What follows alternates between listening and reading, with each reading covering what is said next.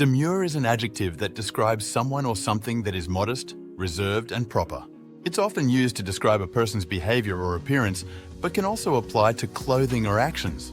It's like being classy but not too flashy. Let's look at some examples. 1. A person might be described as demure if they're shy, quiet, and don't draw attention to themselves. 2. In fashion, a demure outfit would be one that's modest and not revealing. 3. You might hear about a demure smile. Picture a small, polite smile rather than a big grin. It's important to note that demure is often associated with traditional ideas of femininity, but it can apply to anyone or anything that fits the description. The word comes from the Old French demure, meaning to linger or stay. Over time, it evolved to describe a reserved, proper demeanor. Some synonyms for demure include modest, shy, reserved, coy, and proper. I hope this helped you understand what demure means. If you found this useful, don't forget to like and subscribe for more word explanations. Thanks for watching!